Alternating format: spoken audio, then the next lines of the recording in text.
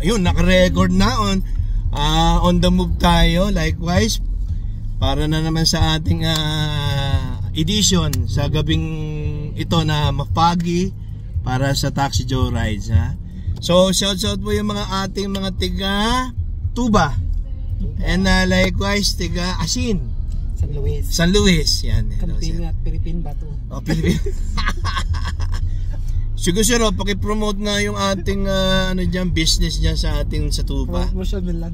Anong pangalan? Sunset View lang. Sunset View. Sunset Views pasalubong mountainside. Yung mountainside, Sunset View pasalubong pagka nagawi kayo. Inyong hinahanap. Yes, pagka bababa na kayo ng Baguio, siyempre Marcos Highway ang dadaanan nyo. Pakitingnan na nga po yung location nila, madam diyan, yung Sunset View pasalubong. Ha? So ayan, pinopromote na natin yan kasi on board sila dito. Napakababait nitong mga nilalang na to. So napaka swerte naman ni Taxi Joe Rides. Meron namang content na may lalagay sa ating page. Yun. Yes po. So follow and share my page mga ka-rides sa ating mga tiga Tuba, tiga San Luis. Hello po yan, ha. Yung pas yan. So sir, pakisabi nga yung business natin uli. Sa Sunset View Residence. Pasalubong Center. Ayun lang.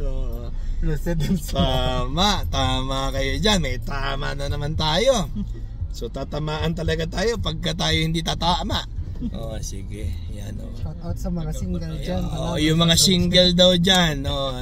Shout out lalo kay ikaw ba? Ma'am ka ba? O madam ka na? Depende sa kausap. Ito kasi sa aking content mga ka-rides sa Taxi Joe Rides, very real talks po. Wala po tayong keme-keme, wala po tayong pinupuntirya, kundi katotohanan lang po. So straight to the point lang. Kaya si Sir Ma'am Bats, ano ba talaga? Depende. Kita nyo na masayahin sila. Sila po yung ating mga kuldelyeran po dito sa Baguio. So yan po yung mga pinagmamalaki kong na mga Igorot, pero napakababait po naman yan. Dami kong mga kaibigan na mga Igorot, mga native po here in Baguio. Pinagmamalaki ko yan. So alam nyo mga ka-rides, alam nyo mga tiga ibang lugar, ha, pagka dito sa Baguio meron kayo ma-appreciate nyo yung mga presence ng mga native dito. The best po sila dito. So kayo rin po makaka-experience kung paano mga Cordillerans. Yes, so handle with care daw. Very care. Very handle. Ayun. Ay kasi ang sitwasyon natin ngayon dito sa ngayon sa gabing ito mapagi. Buti na lang may paglight si Taxi Joe Rides. So 4 pero hindi tumatagos sa paglight kasi sobrang kapal. Mga ka-rides, sobrang kapal po ngayon ng pag. So parang ang tawag dito, parang useless yung aking paglight pag ganito kakapal. Hindi kayang tumagos. So hindi kayang tumagos sa fog. So ayun. Kaya dahan-dahanin lang. Kasi pag ginamit ko yung LED ko puti, pag binuksan ko puti, puti din sumasalubong. Kaya go off na lang ako para at least makita natin yung daan. So napit na brown na. Ay, nandito na Swelo Village to. Pala yung blackout. Kaya pero alam ko may mga circuit yan eh. Pagka doon sa location nyo brown out, sa iba hindi naman. May mga circuit tayo. Pala walang signal. Yan. Dito nawawala ng signal, wala na rito. Tama. Kaya nga. So saan part kayo ng San Luis? Dito sa terminal ng mga jeep. Yung highway lang doon. Hindi na papasok, no? Kasi may Magnolia, mayroong papuntang di ba? Sunflower, Asmin. Asmin, Tapos drop natin sila doon sa drop point Sa drop off. Tapos tayo bahala na. Sa taan. Joke. Atid mo ako sa mga. Hindi ka. Ano ba yan? Bakit sasabi ko kasi yung mga ganyan? Atid mo ako sa backpack para hatid natin yung gulay na. Oo. Tapos The rest is history. Masayang kausap to mga ito. Mga ka-rides, alam nyo, masayang kausap ang mga tiga-Cordillera talaga. Sa totoo lang. At saka, yun daw, pakidiin nga yun. At masarap pa daw. Ang luto. Sabi mo nga. Pero magaling sila mag-Tagalog ha. Hindi kagaya lahat ng mga ibang mga Cordillera na encounter ko, mahirap sila mag-Tagalog. English, i-Englishin ka naman. Oo, yun lang. Also speaking English. Speaking English sila. Totoo lang. Speaking ng dollar speaking. Ay ano, ganun sila rito mga Marge, ka-rides. show us what you've got. Oh yes. I'm sorry. I'm very sorry. Sorry, cannot. The internet is offline. Kaya nga. Bago mag-flu. Kamusta namang madam? Kamusta ang negosyo? Okay lang. Okay naman kahit papaano. Matumal ngayon? Hindi, kasi hindi pa naman natin peak eh. So ngayon lang tayo nagkaroon ng peak, pero saglit lang yan kasi yung ating seminar ng mga ng national, May di ba? bumibili naman kayo papaano. Yung mga psychiatrist lang natin, dito lang sila ngayon. At saka siyempre Sabado ngayon, weekdays, pumupunta rin sila. Linggo, uwian na nila eh. Usually sa Linggo uwi na sila. Hindi naman tayo long weekend eh. Kung long weekend tayo, yan dyan, babawi ka, di ba? Yun ang pag long weekend. Ayun, minsan nag-ano din ako, bumababa ako. Kumukuha ako ng gulay, daan ako sa inyo dyan. Pag may paglita. Chopsay kaming 2 for 150. O yun, minsan mga kinukuha ko yung mga ganun-ganon, yung mga assorted. Kaya lang ayaw ni Mrs. kasi minsan merong maganda lang sa ibabaw, pero pagdating sa loob mga parang may nahaluan na lang ng Kaya mas gusto niya yung mga yung fresh na napili na per kilong carrots, cabbage, ganyan, cauliflower, tsaka broccoli, yung mga ganun. Mas maganda yun. Oo, siyempre. Kasi doon sa kasi yun doon sa mga yung mga hindi ko sa inaano na hindi hindi presyo na. Hindi ko inaano. Kaya lang kasi minsan nagsisingit sila ng mga alam mo na. Parang technique para lang, di ba? Kasi pagka hindi na pwede, wag na natin lagay. Total marami namang gulay sa Baguio. Pakain na lang natin sa mga baboy yan. Masisira pa yung Kasi ang mangyayari kasi niya hindi ko naman sinasabi yung sa inyo ganon, di ba? Meron kasi akong naging experience, bumili kami somewhere. Ayaw ko na mentionin yun, ha?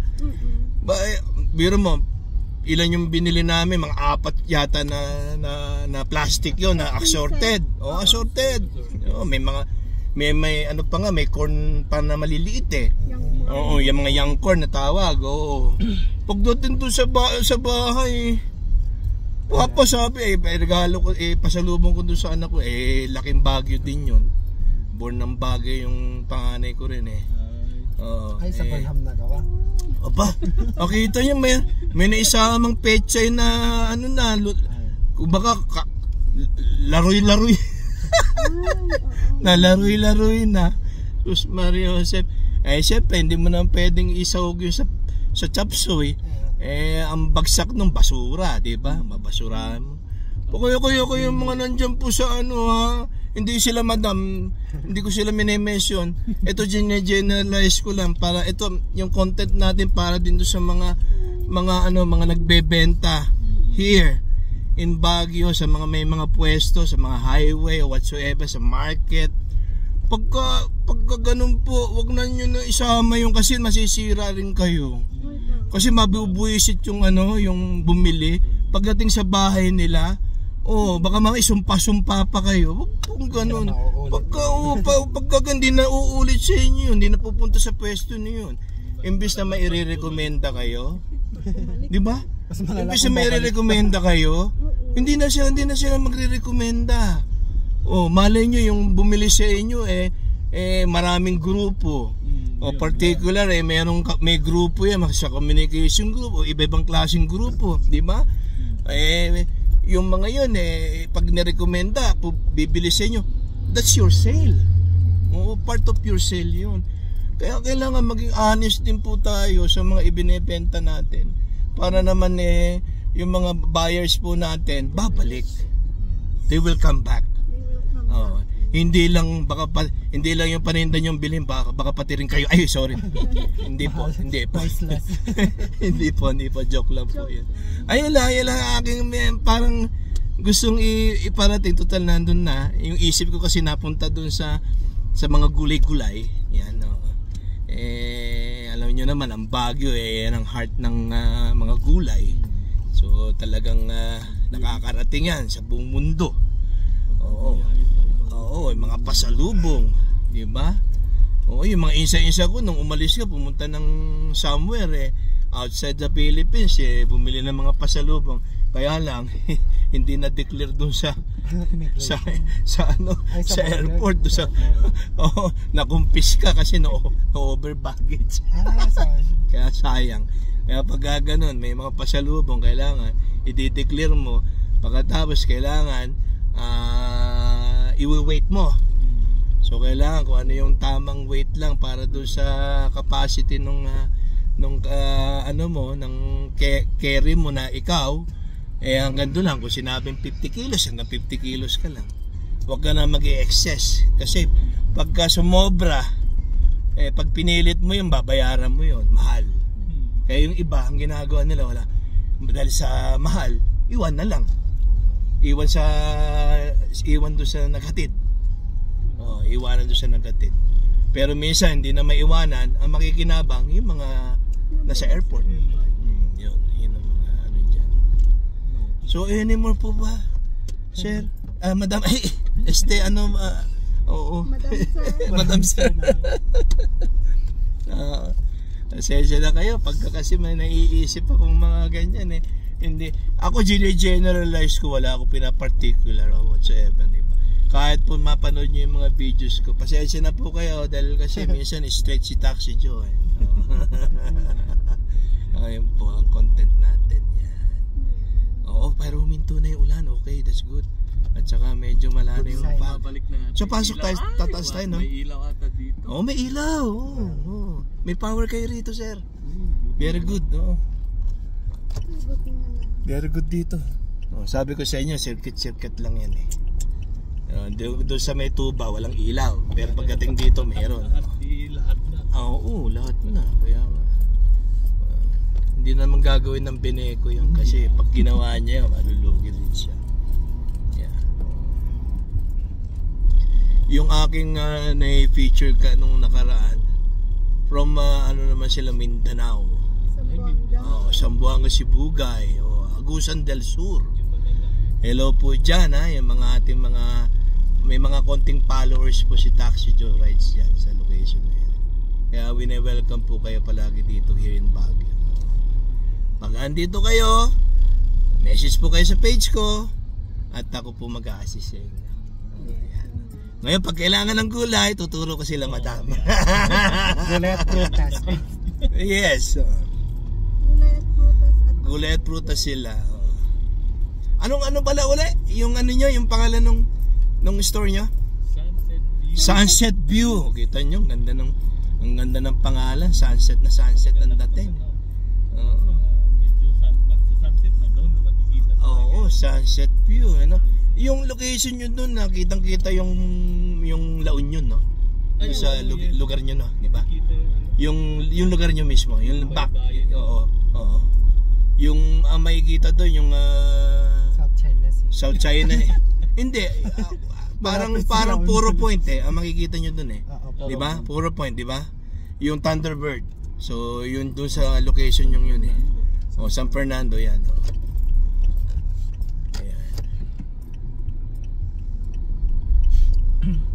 Kaya maganda yung view, kaya sinabi yung sunset view. Kasi nandun, pagka sunset, sapul kayo doon sa location dahil mataas Mm. Kailan pa kayo dyan may pwesto dyan, matagal na? Mga ilang years na. Oh, ganda, no? Ano mo sa akin, sir? Isan mo sa page ko. Ah, para ano natin, ha? Oo. I-promote natin, okay? Taxi Joe Rides. Taxi Joe Rides. J-O-E, ha? Taxi, space, J-O-E, space, then rides with S. Oh, yeah. Dito kami sir sa ano, diyan naka-hazard na jeep. Ayun, no?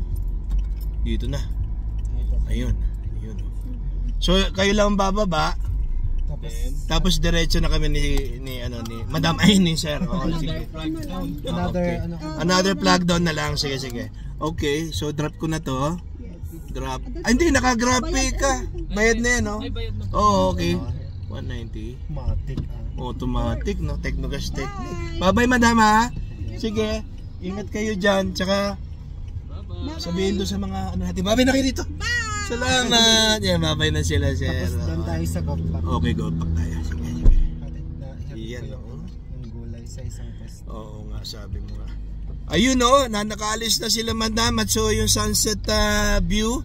Mga ka-rides, huwag niyong kalimutan pag galing kayo dyan, daling kayo ng Baguio, pababa kayo ng Marcos Highway. So that's the location is Tuba for sunset view, pasalubong. Doon na po kayo pumunta sa location na yan pag bumababa kayo. Nakalimutan yung gulay o something na pasalubong. Yung location na yan, yung Kalamat namin yung sunset view, pasalubong sa dyan sa Tuba. Watch out po yan sa location na yan. Maraming salamat po. This is Taxi Joe Rides. Nagpupugay ng magandang gabi. So I'm closing for the vlog this moment para naman makapagpahinga ako. Parang ako nahihirapan na soon. Parang host na. para na ako po na mamaos na eh. Dire-diretso. Sige mga ka-rides, ha. Hanggang sa muli at I'll be here always these rides. Keep shine. Time to shine.